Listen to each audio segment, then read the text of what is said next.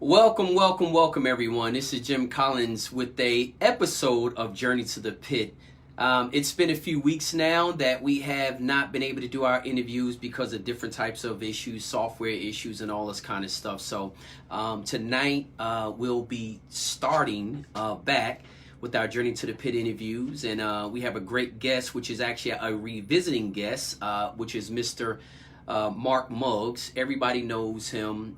He's known for his mug chickens and being a breeder of a very consistent line of birds for many years. So we're going to have him on tonight. He's going to kind of take us back from the beginning when he started his mugs. But before we do that, we're going to talk about, he was on the last time in the interview, and we talked about some broad topics. We talked about everything, from the bloodlines, the health of chickens, the concept of breeding, how you pick his brood fowl, his biddy program. I mean, we went through a whole gamut of topics the last time he was on. So tonight what we're going to do is we're going to do more of a structure or more targeted interview tonight versus what we did the first time around. Thank you. Versus what we did the first time around. So tonight we're pretty much going to focus on not so much a broad interview like we did the last time, but we're going to do an interview that kind of addresses something that is asked a lot. It's a very great topic. It's a lot of questions being asked. It's something that many of us, if we have not been through, we will go through, which is pretty much how you create a line, how you maintain a line, and how you improve it.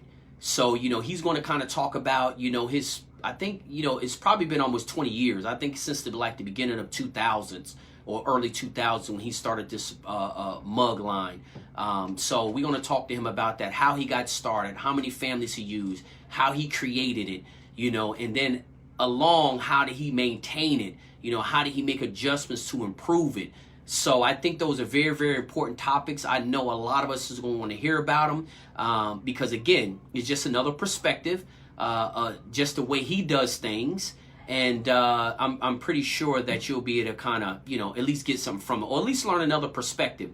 One of the things that I think is great and kind of goes back to, to know if Mr. Marks knows how to breed, regardless if you know exactly about his mugs or not.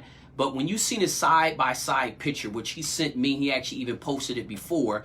When you see a side-by-side picture of what his mugs look like at the beginning, and again, I don't want to get the dates mixed up, but what his mugs look like at the beginning once he set the line to what they look like now, the birds look almost identical. You can see him in the photo, which is he's a lot younger person when he first started versus, how he is now. You can clearly see the side-by-side picture, the not even the difference in the birds. They look so much alike. So I think he was a great person to come on. And there's many great breeders. But I wanted to bring him on again. This is his second time on the show. He came on the show at the beginning when we first started Journey to the Pit, when very few people knew about it. We were just getting started. I think he was maybe the second guest or third guest or something like that coming onto the show. And like I said, we talked about a lot of broad topics back then. But tonight we're going to kind of talk about, a more narrow topic to kind of get really in depth. And hopefully we'll be able to answer a lot of questions for people who not even getting into game fowl, but maybe you did a cross or something like that, and you want to try to create your own line out of something that you may have purchased, and you want to go your own way with them. And I think the information he'll supply us with tonight will give us a very good in-depth look on how he done it.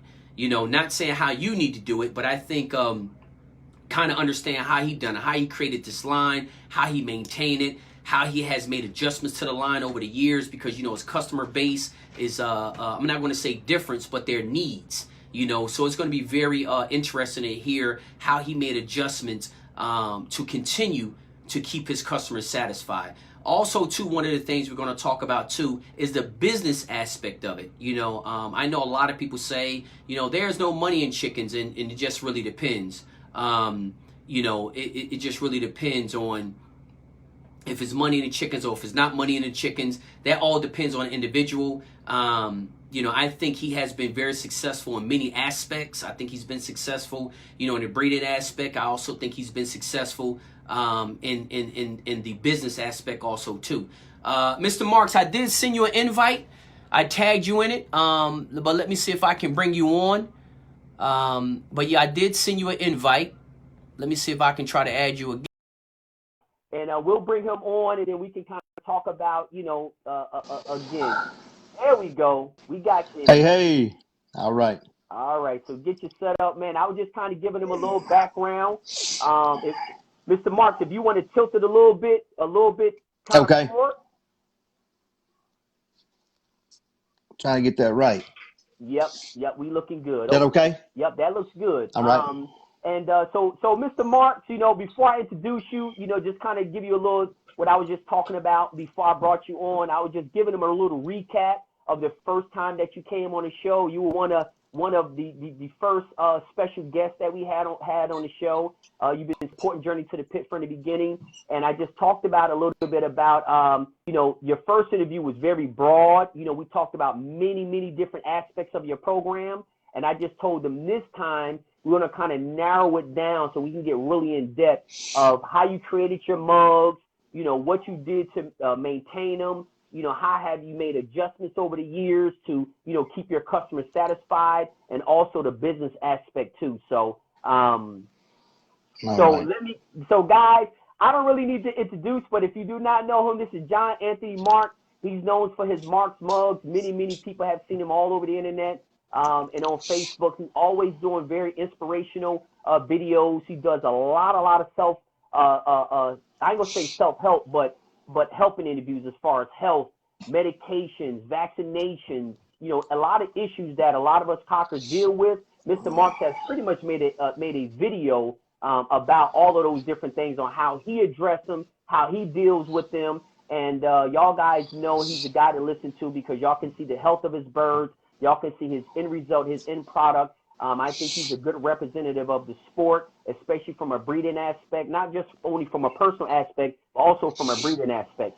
So, Mr. Marks, welcome again to the show. I greatly appreciate you coming on one more time. Well, I appreciate it. Appreciate all the kind words. Can you hear me okay? Yeah, I can hear you good now. And I'm glad we kind of started off with the earphones and stuff so we don't have any technical issues. That's right. So well, let me give. I just tell them if they didn't see the first interview with my mug chickens. I started with them in 2002, 2003, about 2003, and so when I first got my chickens, they were like roosters were 4 pounds, and then some roosters was like 6'4". So the guy I got him from, he basically his health was failing him, and he didn't have anybody take care of the chickens. And so he told, and I didn't even know the man that good, but he called me and said, "Listen, do you like the chickens?" And I said, "Yeah, I like them." He says, "Come get all of them." So I went over and got all of them, but there was no consistency in the chickens, you know. And so I had to spend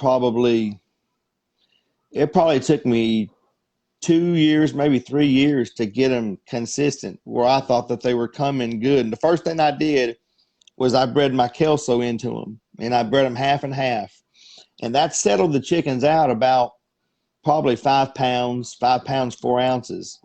And so once we did that and we had bred them and they come looking good, then we went 3/4 to the mugs. And so we just bred the Kelso out. But nearly 18 years later, we still get a red one every once in a while. I know that's hard to believe, but it's the truth. From the Kelso. And they'll say, "What is that, a hatch?" I said, "Man, that's a mug." But they don't understand that I put Kelso into them. So a lot of guys, when I was on Facebook, they said, "Man, he don't have mug chickens. Those ain't mug roosters." But I try to explain to them, I've been telling y'all the same thing every year. I put Kelso into them. That's why they come peak home, and sometimes they'll come red. But it took a while to get them even. And so one of the questions that people always ask me, they'll message me on here, And you know how messages are. You get them, you wake up and you have 50 messages. It's hard to reply to all of them. Right. But you're going to try to be nice Mm-hmm. and professional to people and show courtesy. Mm-hmm. And so I try to tell people when they order, they say, well, I want a rooster and 3 hens or 4 hens. How many do I need? Mm-hmm. I tell them all you need is a rooster and a hen. If you want to order more, that's fine. It's a blessing to me. It'll help you. But you just need a rooster and a hen. Mm-hmm. And what I try to tell them is, and most people know this, but if you're just getting into it, you may not realize it, but you breed them, then you take the best offspring. And I don't mean just the prettiest. I'm talking about the healthiest, Mm-hmm. the best station, whatever you like. Mm-hmm. And you breed that daughter back to the father. You breed the pullet. You breed the daughter to the father. You breed the son back to the mom. Now you have 2 lines. You have the cock line. You have the hen line. The next time you breed, you're going to have the granddaughter. The next time you breed, then it's a great-granddaughter. And then it keeps going on. Now, there's no use to just breeding that way every generation just for the heck of it. You need to tell, okay, this first breeding to the cock line, how did it produce compared to the hen line? If the hen line's superior and the cock line's not very good, you can discard the cock line. Don't get rid of it and kill all of it. Keep the cock because the first breeding was good. And so if it's good, you want to keep the cock around. But you need to concentrate on the hen line. If the hen line's not very good and you have a rooster that throws excellent chickens, breed toward him. But 90% of the time, if not more, you don't have a rooster that you can breed to any hen and throw good chickens. You have hens that can breed to any rooster and throw great roosters. But it's a very small percentage of cocks that can be dominant like a hen. Very small. Wow. So tell me this, Mr. Mark. I got a question for you. That you say that, so we can kind of make sure we got some clarity. When you say you breed, the pull it back to her father, right? Then they have a hatch out of that. Do you breed the granddaughter to the grandfather? Do you take a pullet out of that and breed that back to the grandfather? Yeah, you keep going on the cock line, the hen line. Now, once you get to the granddaughters on grandson on both sides, you have 2 lines automatically. Okay, but once you get there, now you have 2 lines. You can go back and forth with these lines now. You can take the granddaughter or the great granddaughter over here to the grandson, and you can take the grandson back to the mother, to the original mother. Okay, if she's still living, you're talking about years later. You can take and then you can take the pullet back to the cock years later. Those 2 lines will do you for years. I'm talking about a long time. If they're good chickens, if they're not, you're gonna find out within the second breeding whether they're good. The first breeding should be good because it's half and half. Right. Once you start to get tight and you breed tighter, it's either going to breed better or breed worse. One of the two. It ain't going to be in. Gotcha. So you definitely. So it's kind of like you're immediately, by doing that inbreeding, you're immediately getting the concentration that you want, and then you just start crossing, say, the grandkids over from the hen side to the cock side. Is that correct? Yes, sir. Okay, I got you. So that way you don't have to have outside blood. Got you. And that's always one of the biggest things, and then one of the, as many people always ask, when do you need to infuse blood? When do your blood get too tight when you got to make an outcross or something like that? So before we get to that, Mr. Muggs, tell me this. You said you can actually go many generations doing that system. Started out with direct inbreeding for about 3 generations, and then you're basically, that would be considered line breeding from that point when you're going from the cock side, great-grandson, to the hen side, great-granddaughter. Would that be considered line breeding? Well, line breeding is as soon as you make a first cross, it's the hen to the cock. Okay. When you breed the cock to the daughter and the stag to the mother, that's your first line breeding. Gotcha. That's line breeding right there. Okay. Then when you go brother sister or half brother sister, that's your inbreeding. Gotcha. And I'm glad you explained that, because a lot of times, people always want to know, well, what's the difference in a lot of people say, oh, I don't like inbreeding, I don't like line. But tell me this, Mr. Mark, do you believe from your experience that some lines can take inbreeding and some lines can't, or is that kind of like a myth? What is your perspective on that? Well, there's only two ways.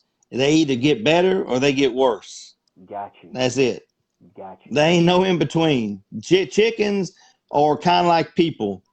You'll see people that get to a certain stage in maybe their game or something, and they either get better or they get worse. You don't stay the same. Just like you don't ever stay the same age, right? And chickens are the same way. When you breed line breeding, your chickens are going to get better or they're going to get worse. And if they get worse, then that means whatever if you're breeding to the cock side and they're getting worse, stop breeding that way. If you're getting better to the hen side, then you want to concentrate on that side, because that's where your good chickens are coming from. Got you. So, and you said you can go many generations doing exactly like that, correct? You bet.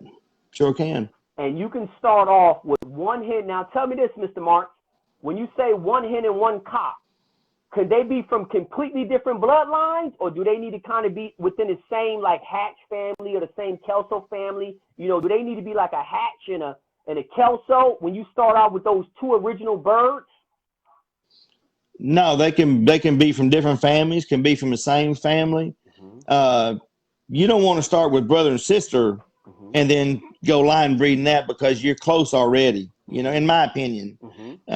Brother sister's a have-to case, or if they're really good and you want to lock your genes in, you can do it one time, maybe even twice. And that's okay. A lot of guys say no, but it's okay to do it once or twice and put them aside, because those are chickens that will be valuable to you in your program later on, especially if you get down to great grandson, and then you can breed back to those chickens. It's okay. Let me tell you this. A lot of people don't understand, but if you look in the wild how chickens are bred, you got a superior cock. Okay? You got a superior cock. You got a bunch, say 2 or 3 hens. That cock breeds. Soon as they have chicks enough, that cock is going to breed to those daughters. That's line breeding. And that's how it always starts like that. It don't matter if it's chickens. It don't matter if it's buffalo. No matter what it is.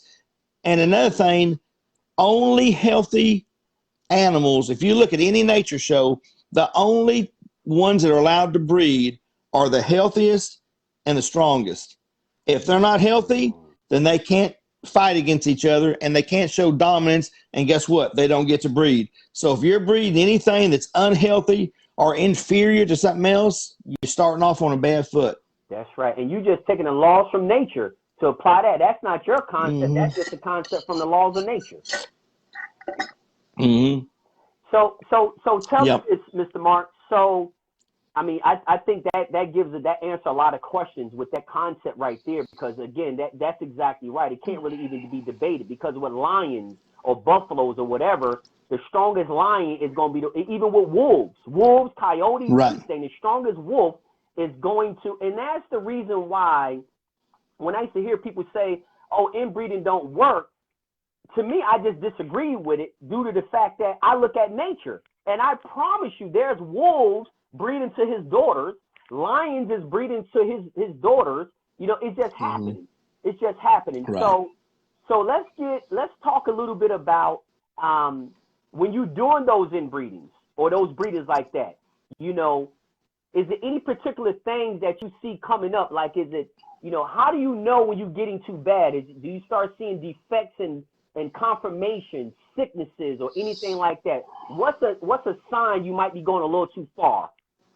Well, you look at health. Let me say this. People are dead set, and I'm talking about a lot of people are dead set thinking that they don't produce any culls on their farm. They feel like that their chickens don't produce any. That's the furthest from the truth. Exactly. You raise 500 stags, raise 500 of them, and from day 1 to 6 months old, tell me that you don't cull any of them. Right. Everybody produces cull chickens. Mm-hmm. Everybody. Mm-hmm. Mm-hmm. I'm not talking about saying the chickens run. I'm Right. talking about you have to cull them. So if you cull them, that tells me your brood fowl produced culls. Right. Right? That's right. Look at it. Look at an auto place. When you look at trucks and things, you're talking about just a screw and a bolt. Mm-hmm. Mm-hmm. They have a law. It's called a lemon law. Mm-hmm. Okay, and most people know about it. These Right. trucks on a manufacturer, they're all done the same, Mm-hmm. but yet some of them still don't run good. And you're That's talking right. about just a nut right in the bolt. We're Right. dealing with genetics. Right. We're not dealing with every nut looks the same, every Right. screw looks the same. We're talking about genetics. Right. And when you get in genetics and we have a hand in it, you're going to have culls on your farm. Mm-hmm. And you have to from day one to till 12 months to 2 years, you have to constantly cull in your family. Right. Constantly. And people that don't believe that either are in dreamland or they don't raise many chickens. Or their standards are so low, they just trying to keep everything. You know, And that's a bad deal. that's definitely a bad deal. And I always say, I said this on a video not too long ago, that it's okay to have empty cages, empty tie cords, empty fly pens. Some guys feel as though if they got 50 tie cords, they need to have 50 chickens. If they got 20 fly pens, again, this is just my perspective, and this doesn't only apply to chickens. This applies to horses, dogs, and everything. I've been around a lot of different animals, and it seems like sometimes the bigger the space is, like the more space they have, I ain't gonna say the lower the standards get, but sometimes with some people, not with everybody, but some individuals, if you give them more space, the quality of their animals will drop. Right. And again, that's just from my experience and my perspective, not saying that about anybody else, but what I have seen is a lot of times, just depending on the individual, if you give them more space, if you take them from 20 tie cords to 50, they might have a little bit more calls on the yard than they would have had if they had 20, because something that is kind of on the borderline, now they got 30 extra tie cords, they might keep them. But when they only had 20 tie cords, that stuff was on the borderline was a call, period. Yeah. And I don't know if you agree with that or not, but that's what I have. Look at just people. We have guys that build handcrafted little look like a miniature chair almost, and they'll build, whether it's a gas box, whatever they build. Mm-hmm. When they're taking their time doing one at a time, phenomenal work. As soon as you send it off to the manufacturer, they're doing 1,000 of them. Guess what? Now the screw's loose. Now one's longer than the other one. It happens. It's in everything, not just in chickens. That's why they got managers for quality control, because right. Exactly right. You're exactly right. The whole thing is even though the machines are there, they built by computers, they control by computers. Right. They still have screws too long, this too long, and that. So that's exactly right. So and I guess that's why these are one of the topics that I really wanted to focus on, because there's a lot of discrepancies between different breeders. You know what I'm saying? As far as yard sizes, their color, and that kind of stuff. And I just want to be clear what you're saying. When you say a cull, has nothing to do with a chicken running or not. That's right. That's not meeting their standards. Is that what you're saying? That's right. So I just kind of wanted to make that clear so people understand that you're not talking about a 6-month-old chicken that's running away from somewhere. You're talking about a 6-month-old chicken that does not meet your standard, and that's considered a cull. To me, that's what a cull is. Mm-hmm. It does not meet your standard. Either he don't walk right, he don't look right, he don't eat right, he's something's wrong with him. He may not be sick. Mm-hmm. I go out here and constantly look at my chicken. If I see anything that I don't like, they're cold. You can't keep that kind of stuff. Now, there is a process where breeders get in trouble, whether it's me or whoever. Mm-hmm. We sell a giant amount of quail-sized chickens. Mm-hmm. They're cheaper priced, and people send pictures back at a year-old, 2 years old, gorgeous chicken. They love them. Mm-hmm. But when you send out a 2-month-old chicken, you have not been with the chicken very long. And so when he's 6 months, he may not have developed as good as he should have. Mm-hmm. Okay, he was healthy at 2 months. Right. But as chickens develop 3, 4, 5 months, I may kill one. And so a lot of guys don't like selling young fowl because they don't know how they're going to develop. But our brood pens have done well where we can sell young fowl and they turn out pretty good. Right, right. That's a very, very good point that you're making. And the reason why I say that's a good point, because some people get confused and think somebody intentionally sold them a cull. And it's not that the breeder intentionally sold you a cull. You just explain how those situations come up. When you got somebody who purchases a quail-sized pair, now he's 6 months and he's not walking right. That's not a reflection of the way the breeder done you. He didn't have any intention. 2 months old, the birds were fine, you know, and like you say, as you develop. So one of the most important things with any program, would it be the constant evaluation of the fowl throughout the process?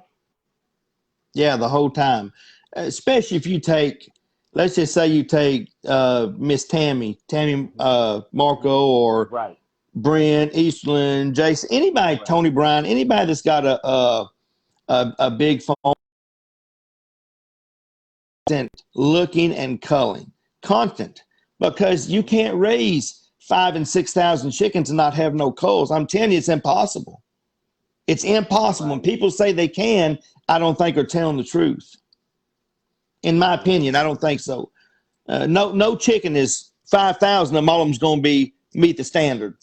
I don't think so. In anything. Right. That's in anything. And you know, again, if you've been around it long enough and you've been to enough places and you talk to, you know, enough breeders, you know, I know guys that raise 50 and have culls. So it's hard for me to believe if you raise 500, you ain't going to have no culls. And my question always falls back, if you don't have any culls, maybe your standards are not high enough, because it's low. Right, that's what I'm thinking. It's kind of low, you know, and again, it goes back to, like I say, just because you have the space, don't allow the space to diminish your standards. And I just seen it with other animals, people breeding horses and people breeding dogs. The more space they had, the quality of the animals started to diminish. But then I have also seen people who increased their space and still produce great animals because they kept their standards the same. The gray area animals got culled. They don't care if they got 500 tie cord spots empty. That mid-range, if that's in the gray area, he still get culled, because I always say, you know, they say, oh, you know, it costs the same amount to feed a good chicken as it does a bad chicken. Well, my answer always to that is cheaper to feed one that don't exist. If he ain't on a tie cord, it's cheaper. That's the cheapest way to go. The cheapest way to go is don't put him on a tie cord. Don't put him in a pen. Don't put him in a fly pen. I say, instead of being a good one the same price as a bad one, I say, well, the best option is don't feed them at all. If you know that if that's the philosophy that you kind of want to go towards.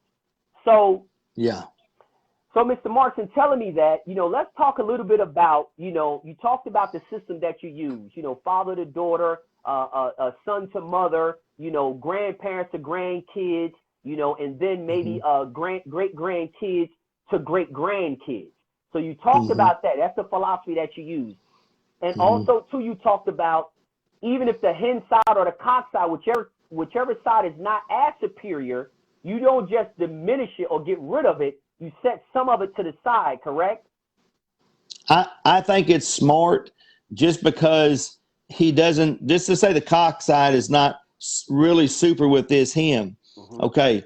I don't want to lose the cock side, because that's where my chickens originated. If you get rid of the cock side and only go to the hen side, okay, what if the third generation down here, now the hen's not producing fantastic? Okay, I may take one and go back to the cock. Let's see if the granddaughter, what she does with the cock. Because like I said, you're dealing with genetics, and genetics are not easily figured out. We may think we know all about how to do this, but I'm telling you, I went out there and killed 50 of them. I'm talking about big stags, year-old stags, because I did. Hey, I'm getting rid of this. I'm getting rid of this. But okay, next time you breed, you go to a different hen. Guess what? Now they're coming great. Well, if I'd have got rid of the cock, then I'm out of there.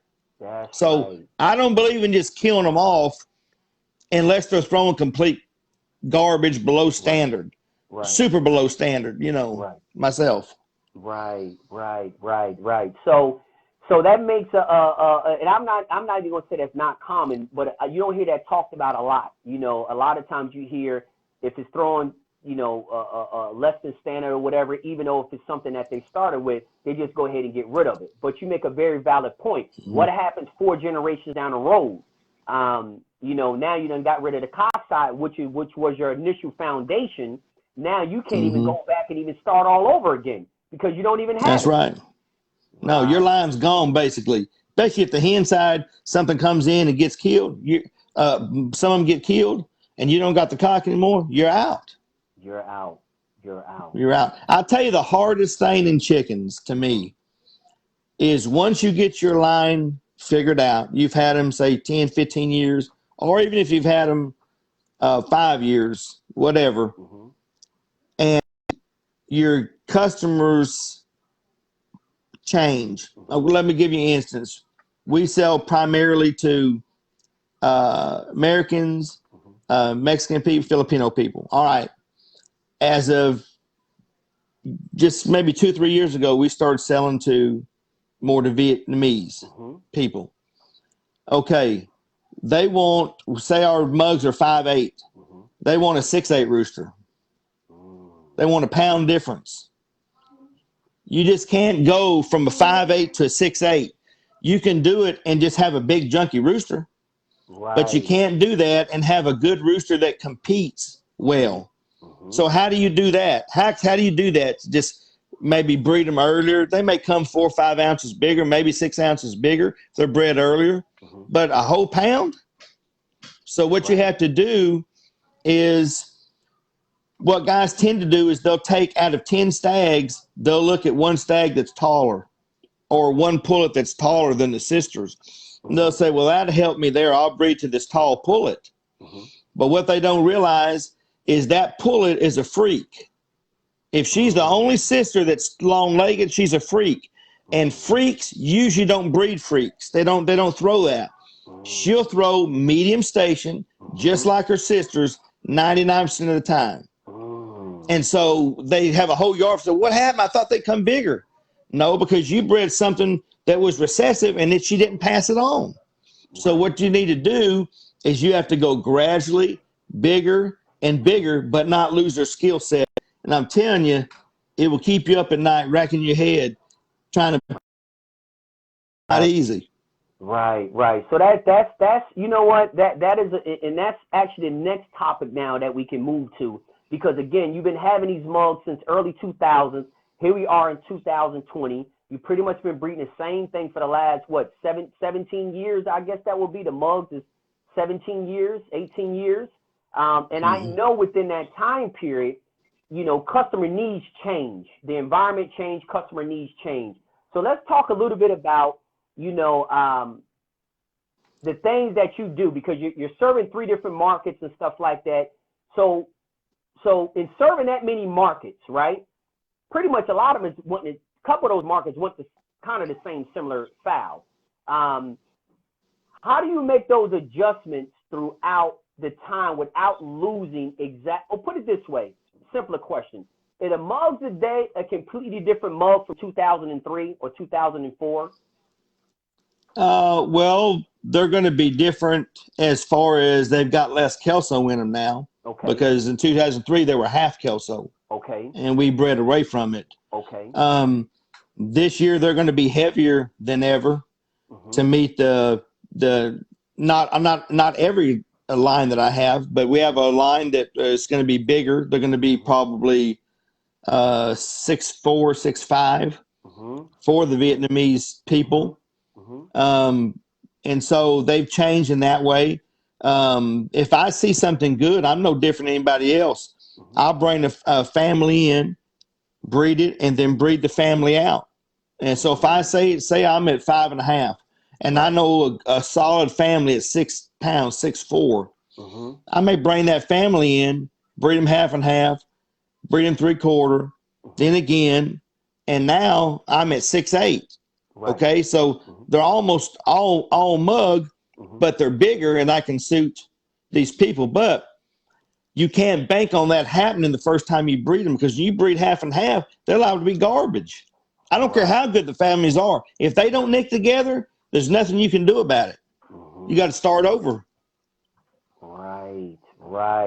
So that's exactly okay. So when you say you bring in, if you got a solid, you bring in another family to give it that initial boost, and then you'll breed away from that family the same way you did with the Kelsos. Yes, sir. Yes, sir. Oh, yeah. Okay. And that's something. Now, tell me this, Mr. Mark. Over the years, how many times do you think you had to do that? Bring in something else to kind of cater to a certain market. I probably had to do it twice. Okay. So twice in 17 years. Right. And I kind of figured it wouldn't be many because, like I said, the markets that you named, they pretty much all looking for the same thing. So like you said, it ain't many markets looking for birds at 6'5" and 6'7" and 6'8". So I figured you probably wouldn't need to have done it that much.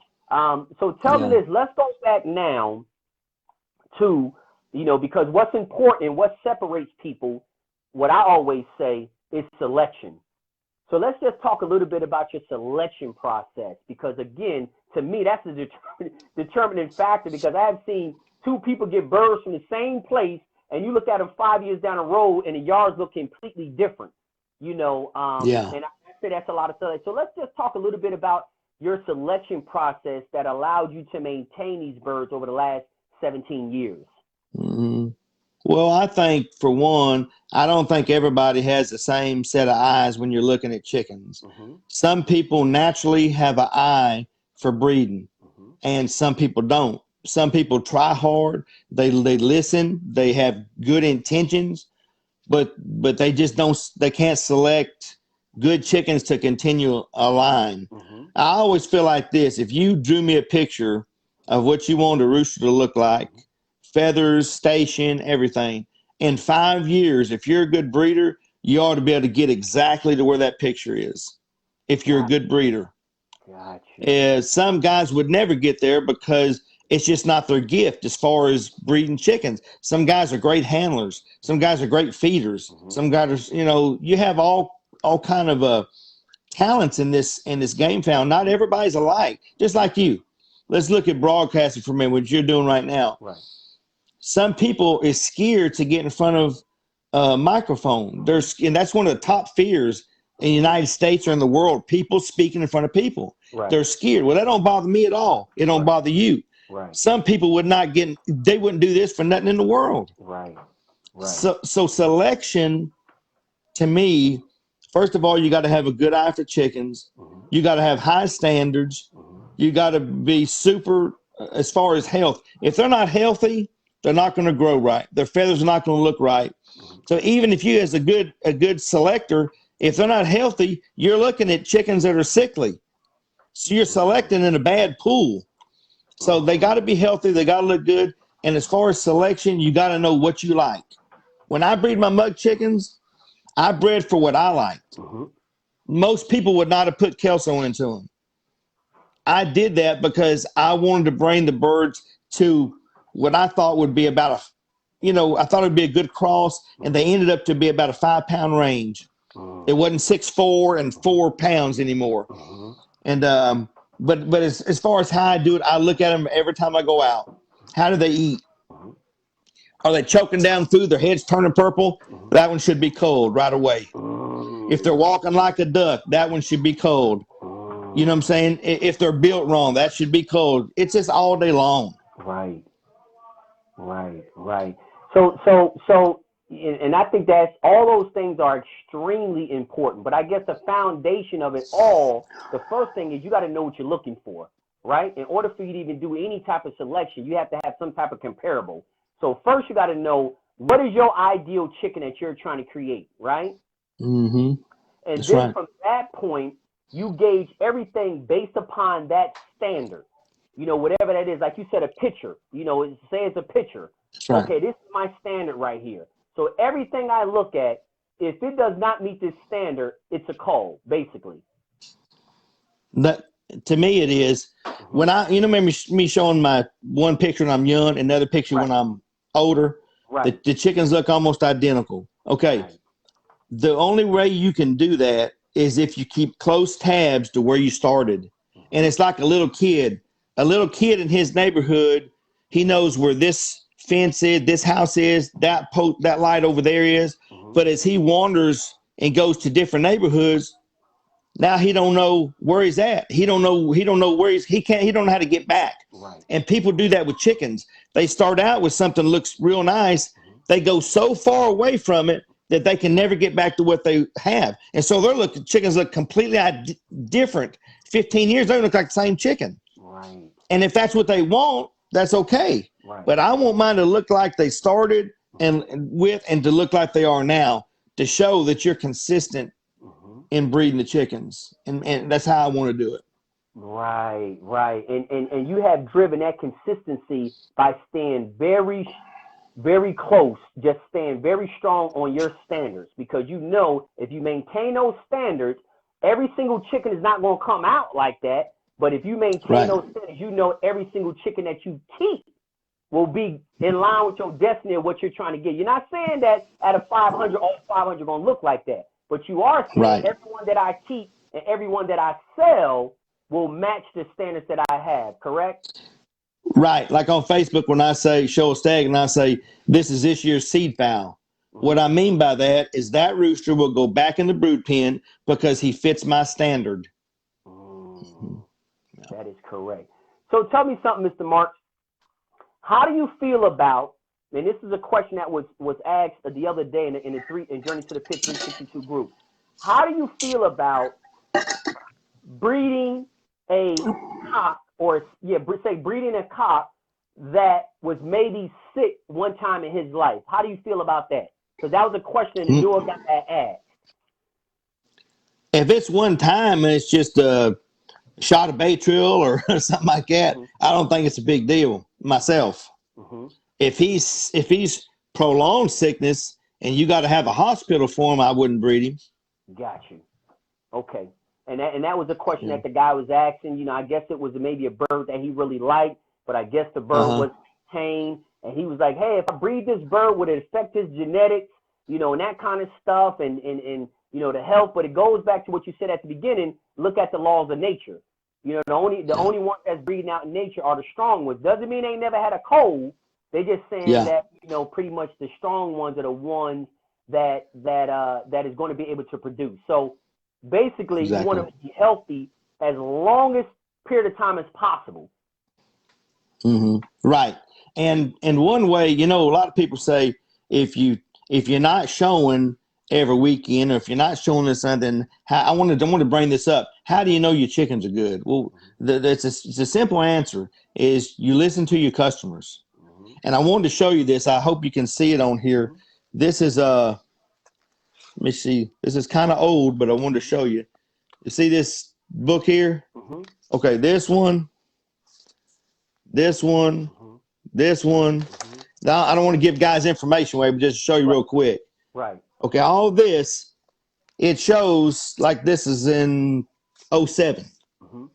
One Peacomb mug pair, Stags left nose, band number 329, pullet double F toe punch, band number 336. And then it shows, of course, where it's going, the phone number, the guy's address. Okay.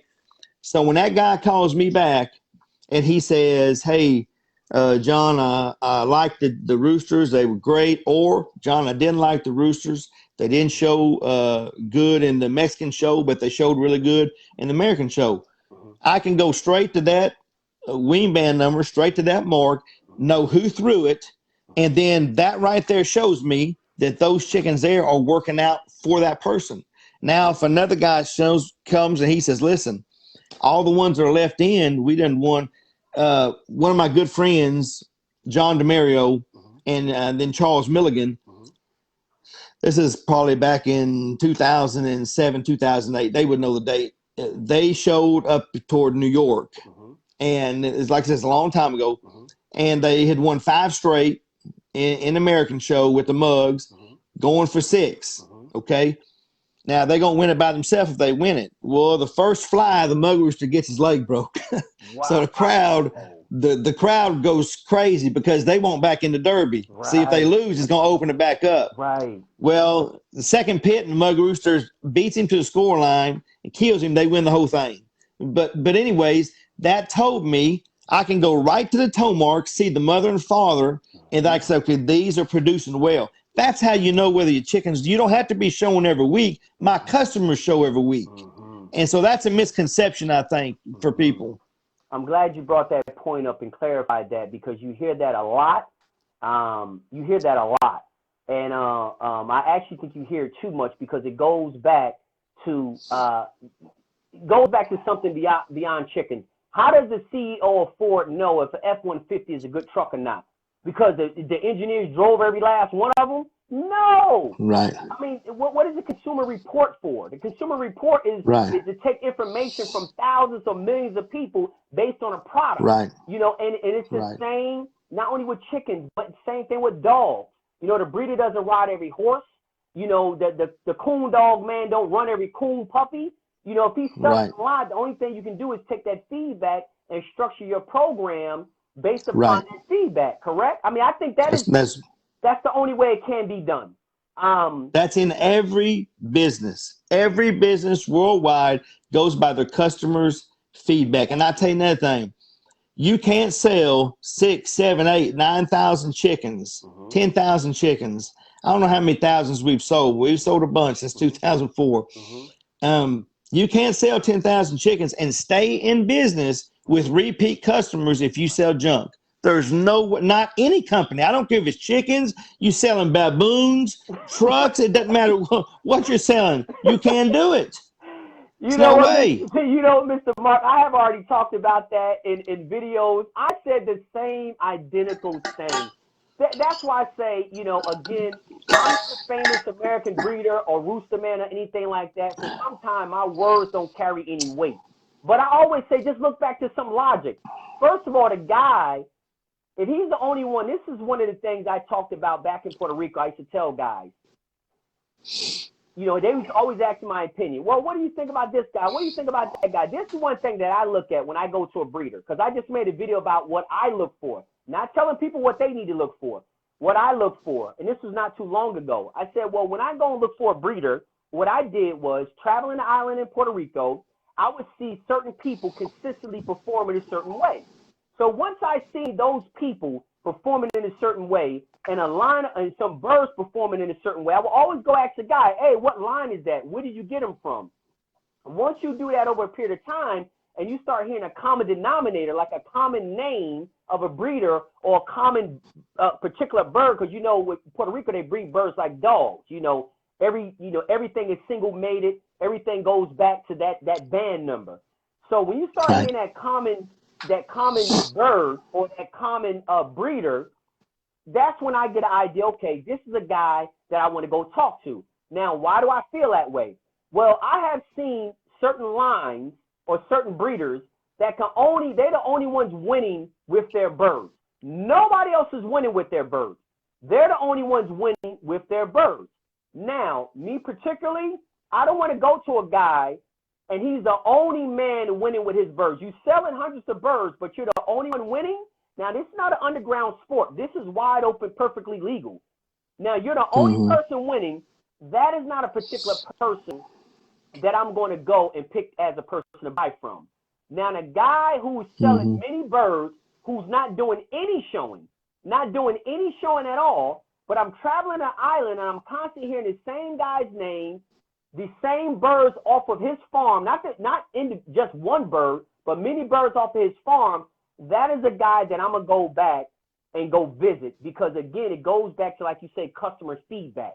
That's how he knows what to continue breeding, what not to continue breeding, is because what guys are winning with all over the island in different hands, different methods, living in different homes, on different farms, but they're all still winning. That got to be some genetics in there. That whoever's producing these birds got to know what he's doing. And I'm talking about that because there's one particular guy who's doing no showing at all. very, very famous breeder, ain't show no birds in 30 years, but produced some of the best birds on the island. So when I made that video, I was making a point. This is something I know from experience, not something I read out of a book, not a war story that my grandfather taught me. This is something that I've seen. It's particular guys that produce hundreds of birds a year, and not all of them win, but a large percent of them are winning. Very large percent of them are winning in multiple different people's hands. So I just really wanted to drive that point home and ask anybody to challenge me on that, because that's the way I feel. I mean, and it goes back to you, Tammy, Gator, Brent. It don't matter who it is. All y'all guys have to go back on your customers' feedback and make your adjustments from there. Yeah, that's right. And now if you're able to show yourself, then you're seeing firsthand. If you don't, say you have a job where you work for the state or something like that, and it can be tough, then you have to go on what your customers say. And I promise you, customers don't lose and make up a lie and tell you they win to make you feel good. I promise you that. You're going to get the truth from customers. And I want to say something about that as far as being professional. You don't have to be a professional to be professional. And what I mean by that, I had a guy I shipped a rooster to about 2 weeks ago. Beautiful mug rooster. I made a video. He's on my Facebook. Beautiful stag. Great big nice tail. And I mentioned the tail for a reason. But anyways, I sent a picture and I sent a video. He gets there, and about probably a week and a half later, so something like that, he messaged me back, said he was not satisfied with the rooster. And so I asked him, what's going on? He said that his tail got messed up in the box. Well, that happens to most chickens. When you put them in a box, they mess their tails up. But he said that the chicken, I said, well, I showed you a video of the chicken. He said, oh, I know, the rooster's nice, but his tail's messed up. And so he said it wouldn't straighten. Now, I take the man's word for it. The tail looked like it was bent. Maybe it got hurt in the box. I don't know. But you know what it did? That guy's going to get another rooster. Now, a lot of guys are not going to do that. They're not going to send another rooster because they say, look, you saw the video. You know what I shipped. If it got there and his tail's messed up, I can't help you. But I'm telling you, when they call with a gripe, when they call with a concern or whatever, it's not your job to cuss them. It's not your job to say, oh, I tell you what, I don't believe you're a liar, this. If you feel like the man is being honest, you need to be considerate and offer him another rooster. Or if he didn't want a rooster, if he's not, I don't want to, okay. If he's dead set on getting his money back, send his money. Be professional. If you're not professional, you won't stay in selling chickens very long, I promise you. It will not happen, because unprofessionalism will run your name down. It'll run you out of business. You've got to be good to people, treat people like you want to be treated, and I promise you, your business will prosper. That's some very good advice, especially for people going out there. Many people have bred birds for many, many years and never sold any. And some of them are starting to just let a few go, here and there. And they don't really have the experience. Well, they really haven't had to deal with, these gripes from customers about, hey, I sent you a healthy chicken. He was good to go. I sent you video. I sent you pictures, everything. Sometimes, and this may seem like common sense to some folks, but hey, if you've been breeding chickens 20, 30 years, you never sold any, and you start selling them, you're going to deal with a whole new set of problems. See, your life, life ain't going to be the same as it was prior to selling when you didn't sell anything. When you start selling stuff to different people, it can become challenging. It can become very, very challenging. And that's kind of what you're talking about. If you do start to sell some chickens, understand that you're going to get a whole new set of problems. And what you're suggesting is kind of how to handle those problems. Yeah, I had a guy call me one night. He cussed me up one side and down the other. I'm talking about called me everything in the book. Yeah, and said he wanted his chickens, send my chickens to me, and I could hear his wife in the back saying, stop saying that to that man. So I'm looking all over in my record books for him, and kind of find out he never even ordered for them from me. I guess he was drinking, or something. Wow. If you start selling chickens, it's not easy selling. If you think it's easy selling chickens, if they think it's easy, try it. Try it. Especially when the Vietnamese call, they want to look at them scales and they get them and say the scale's wrong. The Right. picture wasn't. You're talking about a whole different problems. It's not easy. No, it's not easy, but you know what? It's good to hear that. It's good to hear that because that's a backstory that a lot of people don't hear about. You know, that's the backstory a lot of people don't hear about. That's also the other side that the disgruntled customer don't tell you about. Now, he ain't going to pick up the phone and call 10 of his friends and say, you know what? I just cussed out the wrong man, you know, about the chicken. Right. It's terrible. But I will say, if it was you, he'd have picked up the phone and called 10 people and say, hey, I had to get that guy earful. You know, that stagnant. You know what I'm saying? So it's good to hear the backside of stories because, again, this is just a part of our culture. This is a part of the business. And if you do decide to get into selling some chicken, understand you're going to deal with a whole different set of problems. And it goes back to what you say. You know, you got to be professional. Even if you're not a professional, you still got to carry yourself in a professional way. Carry yourself professionally. Also, when you do if you do try to start selling chickens, one of the things that your customers will really like is if they order the chickens, don't wait 3, 4, 5, 6, 7 weeks to send the chickens to them. If you order from me on Monday, your chickens are, if I can, unless I'm in the hospital or something like that, your chickens are shipped out by Tuesday or Wednesday. Right. We're not waiting 4 or 5 weeks and you're telling all these other people, man, I ain't got my chickens. I didn't pay him. Right. Get the chicken shipped out. If you were ordering, you'd want your chicken shipped out. That's right. That's exactly right. And I guess another thing to piggyback on that is don't advertise something for sale if it ain't ready. If it ain't ready, don't advertise it. If you don't have boxes, if you don't have the boxes, if you don't have the bed, if you don't have everything that you need to ship that chicken out that you just advertised, you shouldn't advertise that at all. That's the way I look at it. If I'm buying something, I paid you for my chicken. Now you telling me, oh, I got to wait for the boxes to come in, or I ain't got the right bedding, or this one got a cold. I don't really want to hear that as a customer. You know, I don't really want to hear and also, Jim, one of the things is if you're going to sell the chickens, you know, people may think just because I make videos of the chickens that, oh, he's trying to show off or he's trying to do this. I make those videos and I say the rooster's marked right in. His leg band is 1,065. His wean band is 1,068. Because when they pick a rooster out, they can never accuse me of sending a different rooster. They got his mark, they got his leg band, they got his wean band right there, and they got a picture of him. How can you say I sent you something else? It covers you and makes sure that you and your customer are always on good terms. That's right. That's right. So like you said, it's nothing about showing off. You're just trying to make sure that you're putting the product out. We're all on the same page. I'm showing you what you're getting before I send it. So if there's any issue, let's go ahead and address it now before I put this bird in a box, ship them on to the other side of the country. And now all of a sudden you want another bird. And it's like, okay, now I got to ship another bird on the other side of the country. And it's something that we could have rectified prior to, right? Exactly. Now, Mr. Marks, tell me something. Have you always done it that way, or is that a result of having bad experiences? Well, I had a bad experience one time. I sold a guy 3 roosters. The guy is in California, shipped to California, if I'm not mistaken. He called me back.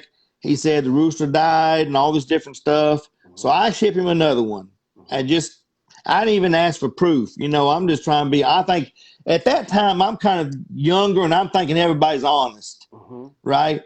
So later on, I hear that the guy fought the rooster. He won and he didn't lose the rooster. So when he just lied to me. So what I do is I start always banding. If you ever see a rooster of mine with a leg band that's not brass and his wean band is not blue or red, they did not come from me directly. Unless they cut the leg band and put a new one. They're always brass. The wean bands are always blue or red. They say Marks Muggs or John Marks. They never change. That's been for years. They're always the same. They keep you out of trouble. It keeps you out of trouble. So that just kind of some stuff you picked on. You was being proactive on some things, and then some things were just a result of bad experiences. Like, okay, they're not going to get me on that one again. They ain't gonna pull that one on me. Yeah. So talk about. I know we had, we wanted to talk about many things. We talked about your lines, how you created the lines. Again, I think that was very important. And if y'all guys just chimed in, make sure you go back and watch the beginning of the interview, because there's going to be some things that maybe y'all guys are asking questions on now that Mr. Marks already covered at the beginning of the interview, and we don't want to get redundant and be asking the same questions. Tell me this, Mr. Marks. When, and you sell a lot of quail size pairs. Yeah, you sell a lot of quail size pairs. Is there any particular reason that you're comfortable selling quail size pairs versus, because I know some guys won't sell anything under 6 months old. So why are you so comfortable selling the quail size pairs? Well, we have a good customer base, clientele, however you want to put it, and we've shipped quail size and then had guys send us pictures at year old, 2 years old, and they're gorgeous. And we know how our family's going to look when they get older. Now, if I was just starting out, I probably wouldn't sell quail size, right? Because when you're just starting out, you really don't know a lot about your family. So if they say, well, how's he going to look when he's 2 years old? Well, I'm just starting out. I really don't know. So you don't want to get into that. You got to have experience with your chickens. But it's a lot easier for guys to buy a quail size pair than to buy a grown pair. We sell a quail size pair. It's $500. That's ship and pay the United States.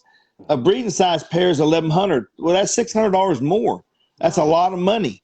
Right. And so we try to do it where they can get them cheaper and it's not so expensive. Let me give you two sides of this, because there's two sides to this. Some people say if you sell quail size that you're they'll say basically you're a peddler. Okay, let me just put it like that. And because some people say, well, you gotta, if you really want to do good, you would sell the year-olds. Well, we do sell year-olds, but a lot of them don't make it to year-olds because we sell out already. But let me give you the other side. Let's say I kept them all. I didn't sell any quail size, and I sold only year-old stags.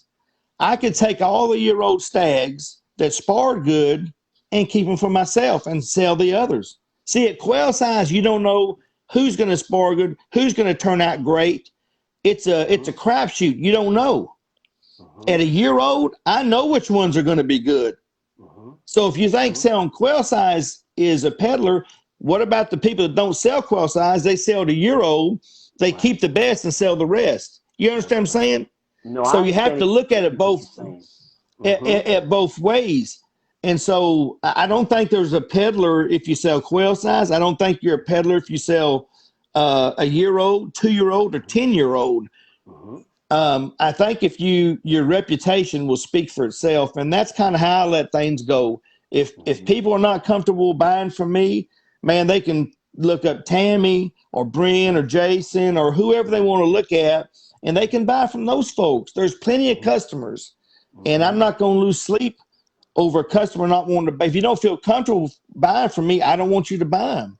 Buy if you're comfortable. And if my reputation isn't that, it doesn't speak for itself, go to somebody else. No, it is what it is on that. I mean, that's pretty much what it is. I mean, and again, we hear a lot of those terms. In my opinion, a lot of times they're just regurgitated. They come out of people's mouths who never even bought nothing from nobody. They never even bought from a big breeder. And again,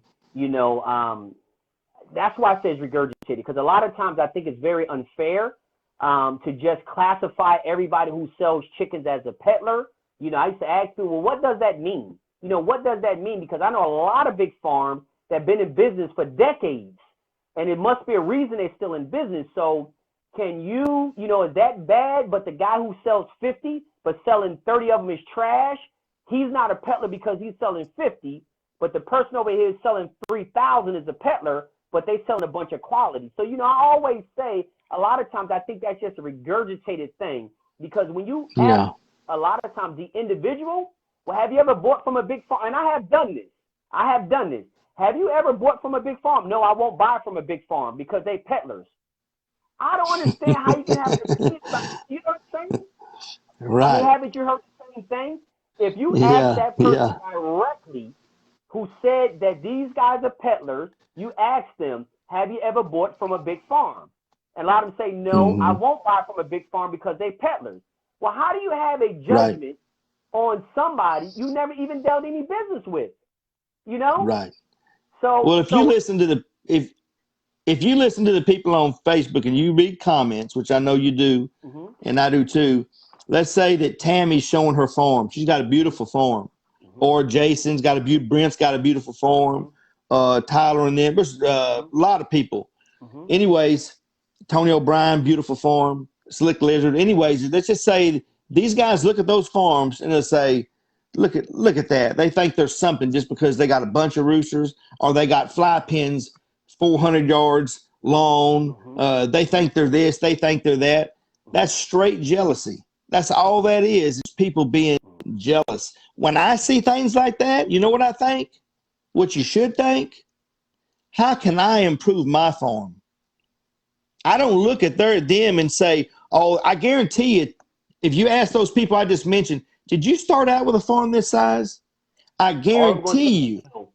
I'm gonna they'll say the say answer. I know no. the answer. Right. I know the answer to every. I know every last one of them. I say the answer. All of the answers gonna be no to every last one.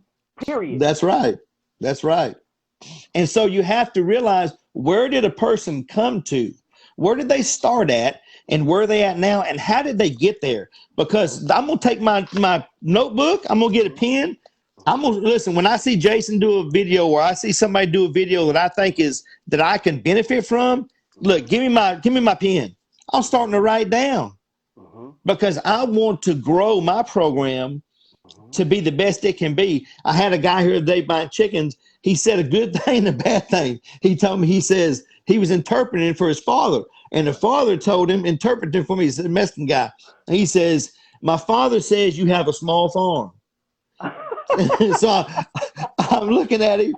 He said, but he says the quality is great. So yeah, so it was good, but then again, it was bad, but then it was good. Yeah, it's a small farm.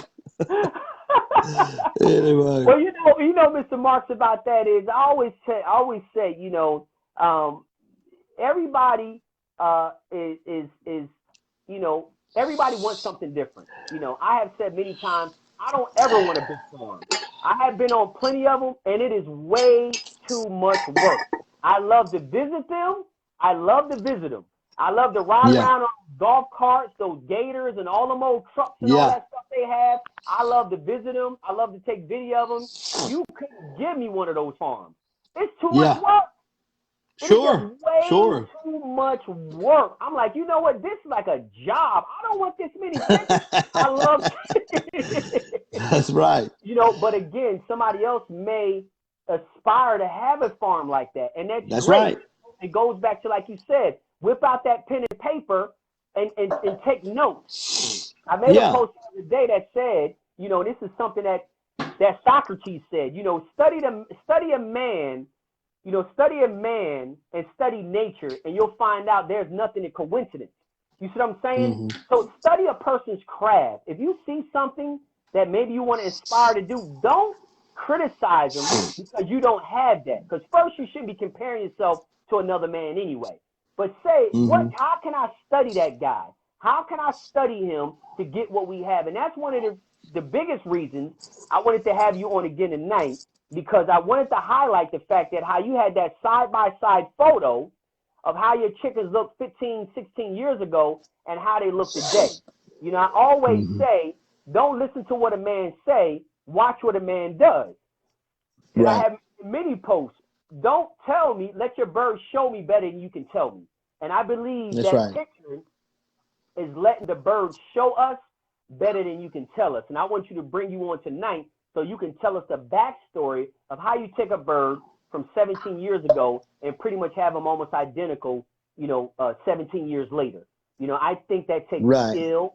That takes study, that takes a lot of hard work, that takes patience, that takes making mistakes. And Trial also and one of error. the Yeah. things, trial and error. But one of the things I want to talk about just to go into that is, you hear many guys say, "Oh, this doesn't perform right. I just go home and call all the whole family." Have you ever heard that before? Yeah, that usually happens from super high expectations, but not realistic expectations. You can have realistic expectations, and that's good. But if your expectations are not realistic and they're super high, too high, that's going to happen a lot. It's like raising kids. You have realistic expectations, and some parents have unrealistic expectations. In other words, they want their kids to be perfect. Well, they're not going to be like that. Chickens are not going to be like that. Look, genetics will fail you. And the reason why I say they'll fail you is they don't fail within themselves. They fail how we put them together. And when you put genetics together and you think that, okay, I'm putting this, and I'm fixing to catch lightning in a bottle. It don't always happen. And when you go and say, I'm killing everything, unless it's something drastic, I'm talking about drastic. I wouldn't do it. I can go out here tomorrow, and if one of my mug cocks goes under hack, he won't show. I promise you I won't kill my family. I've sold thousands of them. They've done well all over the place. Why would I kill the whole family? They don't make no sense to me. Some guys say, well, I'm killing them. Well, guess what? You're not going to have a lot of family of chickens. What if he's sick? What if he's got lice? You don't know what's the matter with the chicken. That's a very good point. So Mr. Marks, tell me about this. That's a very good point. I feel the same way, because again, there's no possible way somebody could breed chickens and not have calls. And if that one was just a call, that's all it was. That's right. That's right. James Sylvester said the same thing. In his interview, he talked about the same thing. He talked about how he had this brood pen that created good birds for years. And like 1 or 2 years, I forget exactly, 1 or 2 years, they produced substandard birds. He didn't even separate the brood pen. He kept the brood pen together, and I think the next year or the year after, they started producing like they were producing the first 5 or 6 years. So right. It just, you're saying the same identical thing that he's saying. And he said that, and you can see in his interview, he said, I didn't separate the brood pen. I didn't do anything. I left that same cock, that same hen in that same brood pen, let them breed, and all of a sudden, he said he can't even explain it. He said, I don't know what it was. He's like, they chickens. Yeah. That was his answer. Right. He's like, I don't know how they had 2 bad years, but they did. And I didn't change anything. I just left them alone, and here they go 2 years later or a year later, back to producing good birds all over again. Yeah, that's right. It happens. And that's why I say you're dealing with genetics. You're not dealing with a nut and a bolt, something easy. Genetics are not easy to figure out. Right. And they will fool you too. They'll fool you. You got to really give it some thought before you just go through and kill all your chickens, in my opinion. Right.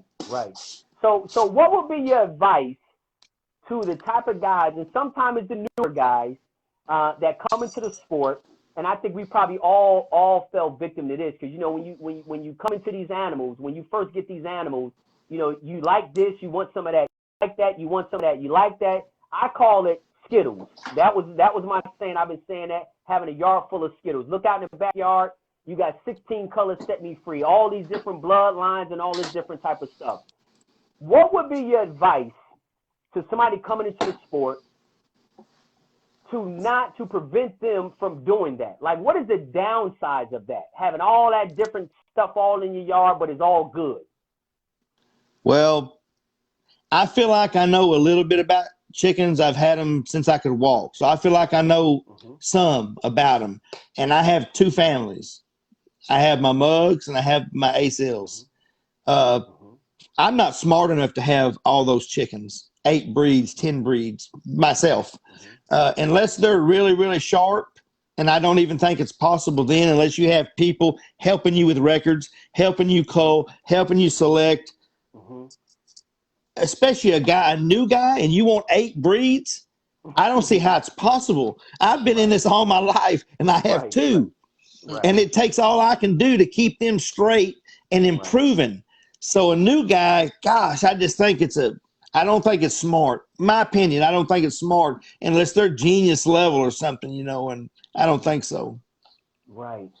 Right. So Mr. Marks, have you ever ran into or met or at least heard guys in the sport that this year, this season, this line, the next season they got another line, the next season they got another line. Have you ran into guys who every time you turn around, every time you talk to them, they got a whole new line of chickens in their yard? Yeah, that happens a lot. I tell you how to prevent yourself from selling chickens if you want to sell them, and prevent yourself. And I'm not saying that there's glory in having a line of chickens, but when I die, I don't know when I'm going to pass away, but I want my chickens. Like I said, I don't know how many we've sold thousands of chickens of my mug chickens, but I would hope that they would go on for another 20, 30, 40, 50 years. And if you're going to jump in with a family, discard. Get another family, discard.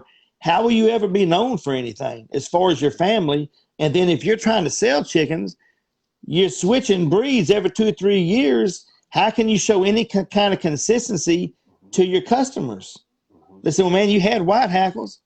Now you got round heads, no white hackles. Now your round heads gone, you got blues. What are you trying? And it's hard to build consistency. And that's why I have so many, and I'm not bragging, I'm just being honest. That's why I have so many customers with my mugs, because I've had them for nearly 18 years. One of the greatest compliments I ever got in my life was from Oscar Akins. And this compliment came from him to my customer to me. I was shipping to South America. Well, at that time, I was really new into shipping chickens as far as worldwide. And so I'm ordering some from Oscar Akins, ship the birds to him, and he's going to ship them with his shipment to me, which was easier on me. Wow. So I shipped them. Well, he got the black chickens, got them out. Look, he said, whoever bred these chickens knows what they're doing. I tell you what, that was one of the best. I've never forgot that. One of the best compliments I've ever got, because he knew his stuff.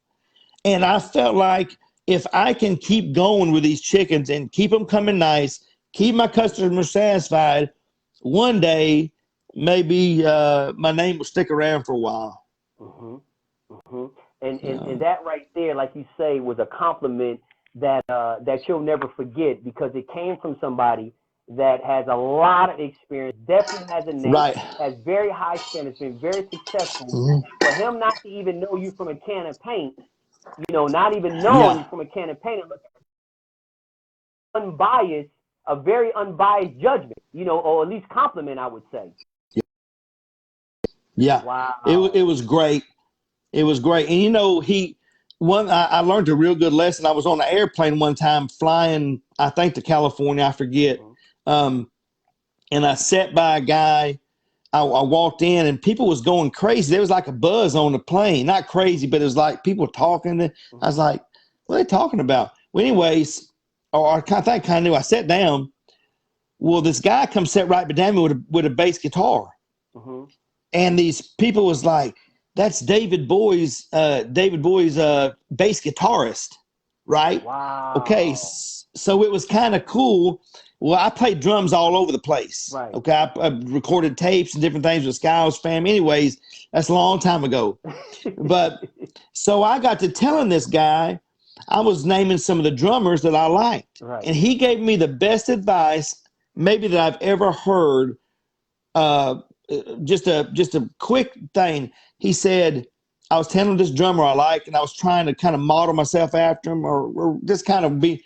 He said, listen, that guy's good. He said, but be yourself.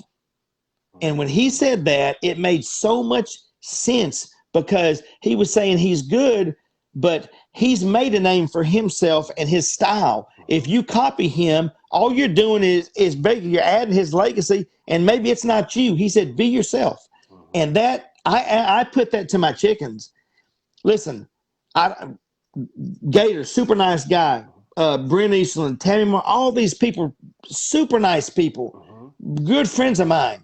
But I don't want to be like Brent. I don't want to be like Gator or like Tammy. I want to be how God created me to be. Mm-hmm. I want my chickens to look like what I've bred. Mm-hmm. And that's why we have an individuality, and our chickens, we should leave a mark when we're gone. And our chickens say, you know what? I can tell that's a Mark's mug. He's been dead 20 years. I can still tell that's one by looking at him, because it looks just like the ones he bred 40 years ago. Mm-hmm. That's a very, very powerful statement. And the reason why I say it's also so powerful is when you embody that statement, it stops you from comparing yourself to other people. And when you compare Right. yourself to other people, that's the mother of all envy and jealousy. You can only be Jealousy. jealous to somebody. You can only be jealous of somebody if you're comparing yourself to them. You can only be Right. envious of somebody if you're comparing yourself to them. But if you're not comparing yourself to them, Right. you're not envious. You can't be envious. And again, it's That's leaving right. your own mark. You know, I read a lot of books, and Peter Thiel, one of the founders of PayPal, wrote a book called 0 to 1. And in this book, it's a great book. And in this book, he talks about how everything in our society today is just recycled. He said nothing's new. Everybody's just remaking movies. You know, everybody just trying to incrementally improve another person's idea. You know, everything Yeah. is just a little different than what the next person is doing, and there's no originality at all. He said the fashion that we have is brought back from the 70s, and they bringing it back today. Hollywood is full of remakes. You know, he said, and the same thing, and the reason why he said that in the book, he said, don't try to build another Facebook. Mark Zuckerberg already done that. Don't try to build another Google. Google and them already done that. You got to create something of your own. And in this book, it's called 0 to 1. Right. How you start from zero, creating something that does not exist, which is your individuality. It's only one you. It's only one you. Right.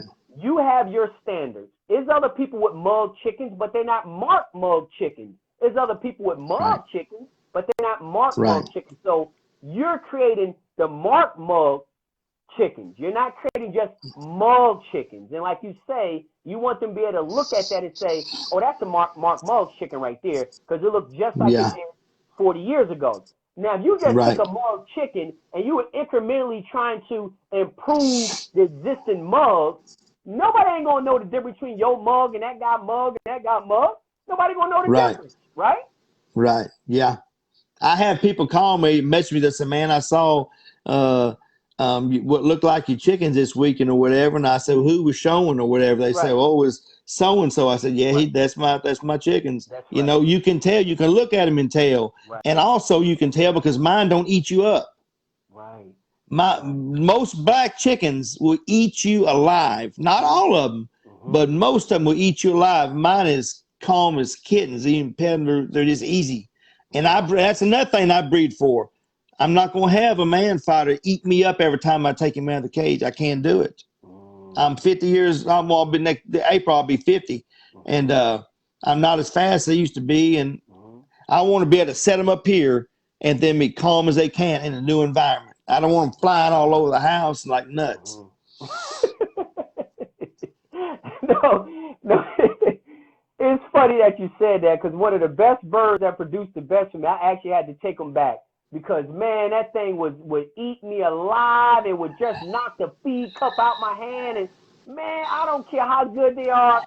I don't have a tolerance for it. Some guys like, man, they're that good. I don't care what he do. You know, I'm just not that. Not that. I ain't either. I don't knock nobody for what they like, but man, my wife was like, you got to get rid of that chicken. When you out of town and I got to go back there and feed it, I got to feed that thing with a mop stick. You know, I can't deal with that. You know, you look at it like, he ain't that good. There's a lot of good chickens out there that you can pick up. That one right there, man, you got to go in there with some Kevlar gloves on, sleeves on. But yeah, Mr. Mark, I mean, like I said, you know, with this being your second interview, it's been a pleasure for us to really dig into some details. Because, again, I think we covered some very, very good topics in detail, because it's probably one of the most common questions. Guys go out here, buy a trio from this person, a trio from that person, and the first question they always ask, how do I start my own line? Or I got some hatch chickens, I got this chicken. How do I start my own? And I know you get that question a lot. I see that question posted all of the time, and that was the reason I wanted to bring you on so we can talk about it. and kind of, I ain't going to say Yeah. dispel a myth, because you're basically talking about from your experience. So I'm not going to say dispel a myth or this and that, but from your experience, all you need to do is start off with 2 chickens. That's it. That's Start off it. with 2 chickens, and go into Yeah. inbreeding. And look, yeah. Yeah. So that covers that topic, because again, and I'm pretty sure it will be asked again. But let y'all guys, since everybody's watching, y'all know this interview will be uploaded to YouTube. It'll be uploaded to the podcast. It'll be on his page. So, Mr. Mark, the next time somebody asks you, well, how do I set a family? Say, go on over to Journey to the Pit YouTube channel. Right. It's right there in line. Take the time to watch the interview. And since we're making this now and we got a lot of people watching, I want to say one thing, and I want to say it while you're on here. There's a lot of guys like yourself out there that does business with hundreds of people, sell hundreds and thousands of chickens, correct? And you get obviously get a lot of questions on health, on breeding, on genetics, on setup, and all that kind of thing. And I know from talking to a lot of people like you, y'all guys only have enough time in a day. Y'all still have a farm to take care of. A lot of y'all guys got full-time jobs. So you can't answer every single question. Like you alluded to at the beginning of the interview. You wake up in the morning, you got 50 messages already. And I'm pretty sure probably 20 of them is asking the same question. I'm saying, while everybody's watching, we need to, and we talked about this, stop feeding everybody a fish and teach these folks how to fish. We always give them direct answers to everything that they ask. The information is already there. You didn't have Journey to the Pit when you came up in the sport. You didn't have Journey to the Pit. You didn't have a source that you can go to and look at these things. Now this stuff is created. We still can't get guys to take an hour or 2 hours of time, pull out a notebook, and write down what they learned from an interview. So what I have been saying to other breeders like yourself is, direct them to these interviews. I don't make any money off these interviews. There's not any benefit to me of them watching the interviews, but I feel as though we almost creating a culture of a sense of entitlement. I need to message him, and I need my answer right away. I need this is what I got going on. My bird is sick. My bird is that. This is this. This is that. I deal with it a lot. I know you deal with it more than I do. You have been dealing with it longer than I have. And what I had started doing was directing people. Prime example, guy posted a question about a chick being sick. My answer was, go watch the Rick Hurst interview. Because the Rick Hurst interview, he covered all of that already. You ain't got to message Rick Hurst. You ain't got to message Mr. Marks. You ain't got to message none of these guys. Take the time, go watch the interview, because the answer to your question is in that interview. But what we have as a culture is, I'm going to message you, give me the answer. It's like my mentor told me, you're making yourself too accessible. And when you're too accessible, you're not appreciated. The information is not appreciated. You know what I mean? You got to start these guys, direct them. You created the source. Why are you still answering questions? So you did the interview, got them all the answers, and you still answering their questions. So I'm saying that while people are watching, because I'm being professional. I'm not being rude. I'm not being standoffish. But if we all collectively start teaching these people how to fish, I think it'd be more benefit. It is, right? It does.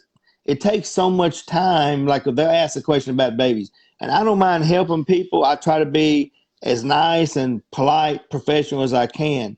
But step by step to type everything out, then an hour later I get the same question. And it's hard to do that. Then I got guys calling wanting to buy chickens, and this guy, he's getting frustrated because I don't tell him 10 ways to take care of his chicks or whatever. And it can be busy, I tell him, man, go look at the try to look at the video. Right. A lot of them don't want to look at the video, but if you remember Jason, you had Jason on. Right. No, you had Jason, but I think Jason did his own video of taking care of babies. Anyway, I have my own chick program. Right. But I watched his video, and I've got all kind of notes from his video to add to my program. And that's another thing. If you think you can't benefit from somebody else, you're really, really prideful, probably, because nobody knows it all. Nobody. And we can benefit from each other if we'll treat each other with respect, if we'll say, I value that person's opinion, and I may not like how they do things, but there is a little bit of their program that I do like. But instead, we say, I don't like the whole program. Why throw off on the person? Why not just say, you know what, whatever I can use, I'm going to take from it. That's what I do. And I got a decent program. My chickens are pretty healthy, but I'm going to try to get as much as I can.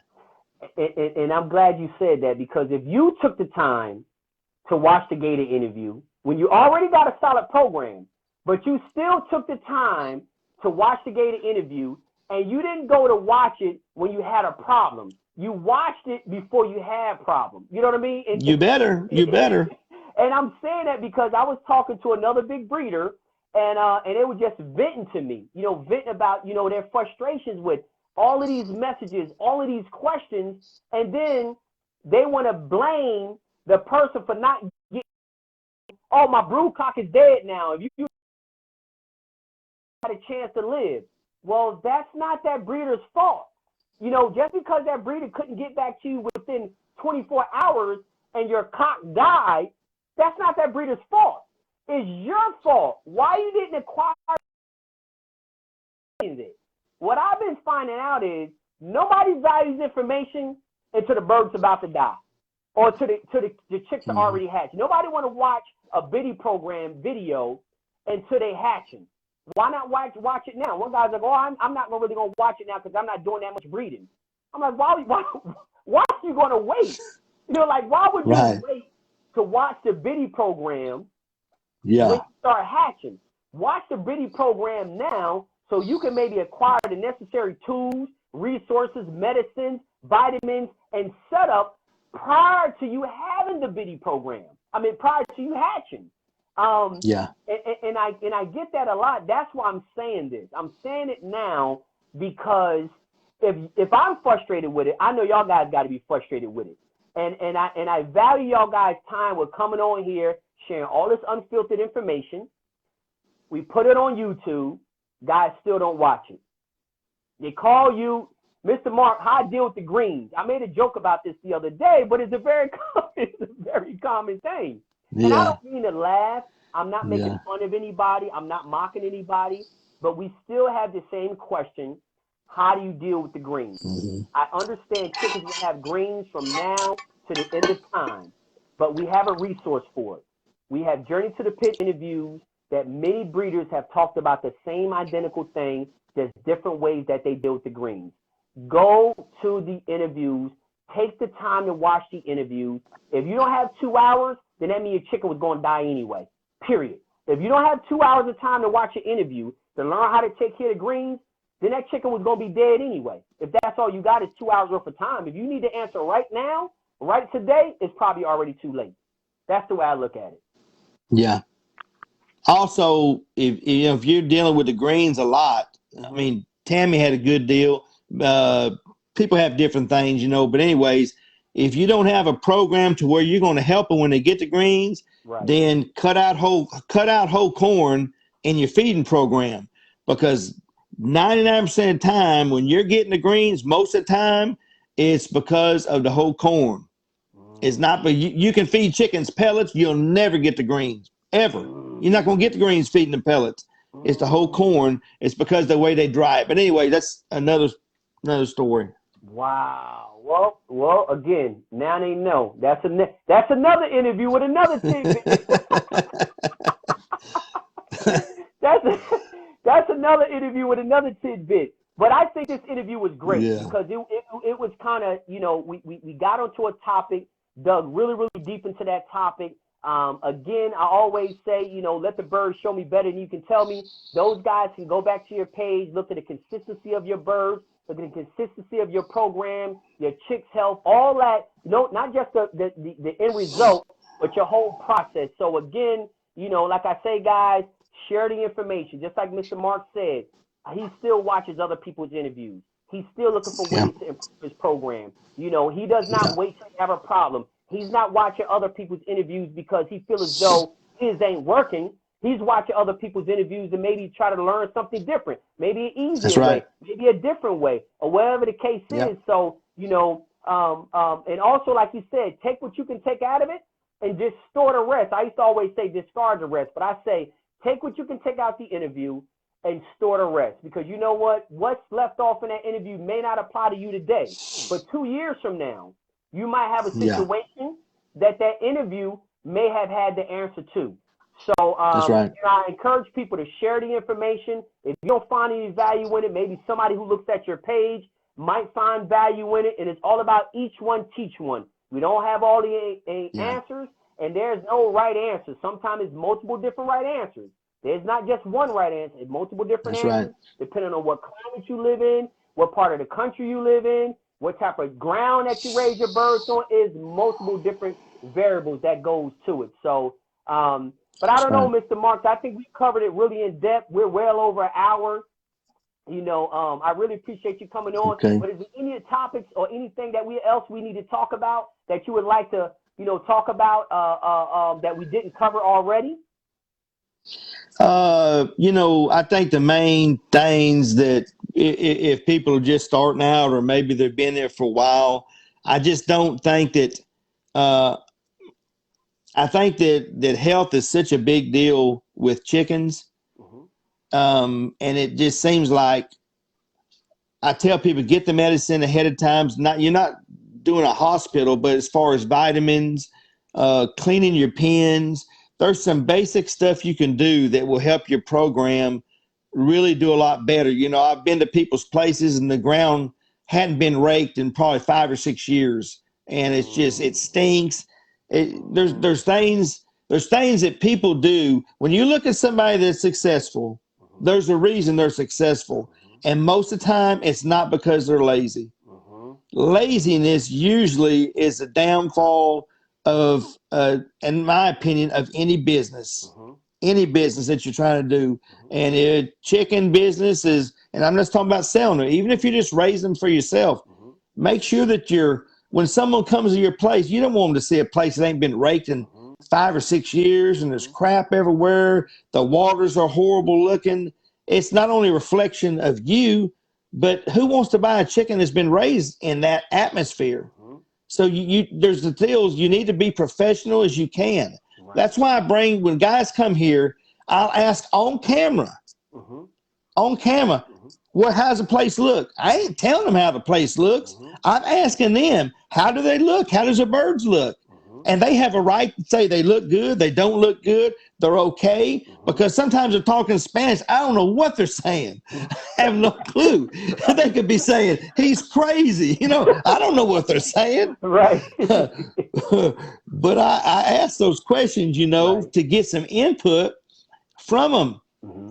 But one thing I want to say is, first of all, happy Father's Day to you, Jim. Happy Father's Day to all you fathers out there. Mother's Day is great. Mothers are great, but I tell you what, it takes a strong father in this day and time to stand for what's right. There's a lot of things going on in the media, different stuff, trying to pull people far apart as far as black, whites, and racial stuff. And I tell you what, just the way I look at it is keep prayed up, do the best you can to be kind to people, and just try to live a prosperous life. And I'm not talking about just money. I'm talking about with helping your neighbor. I had one of the best conversations I had the other day. A black guy, we was at a restaurant. I'm talking to a black guy. He's talking to me. There wasn't no racial problem between me and him whatsoever. A lot of this stuff that's going on, ignorance, is because of hate, and it's because of things that are ungodly, in my opinion. Do the best you can and stand for what's right, and God bless y'all. Thanks for listening to the interview. Well, Mr. Marks, man, it's a pleasure always. It won't be the last time. I appreciate you coming on. This has been the second time. You've been a supporting journey from the beginning. And again, we would like to have you come on too and talk about another segment. I think this is really effective when we talk about these segments, because we didn't spend almost 2 hours pretty much talking about that segment, which I think is very, very effective, because again, it answers a lot of the backstory, a lot of the details And I guess we all have to say, hey, stop that resistance. When somebody come and say, hey, well, how do you do this? Send them over to the interview. Send them to the interview, because it makes no sense to talk about it for 2 hours and then talk about it another 2 hours in the messenger. But again, Mr. Marks, man, it was a pleasure having you on this evening. Guys, this interview is going to be uploaded to YouTube on the Journey to the Pit 362 page. It'll be shared in the Journey to the Pit 362 group. It'll also be shared to the Journey to the Pit Facebook page. It'll be shared on my page. It'll also be shared on Mr. Mark's page. So, guys, it's plenty of places for y'all to look at it. If y'all don't want to look at the video, it'll also be uploaded to the Journey to the Pit podcast. So we're making this information accessible as possible, you know, but you still have to take the effort, the time to listen to it. So again, Mr. Marks, have a great Father's Day. Enjoy the rest of your weekend. It was a pleasure having you on. Everybody loved the interview. Thanks for having me on. And please share it. No personal benefit for me, but I believe if we put these chickens first, everything else will fall in line. So, Mr. Mark, have a good night. God bless you, and I'll talk to you soon. All right, brother. Be careful. All right, brother. Thank you.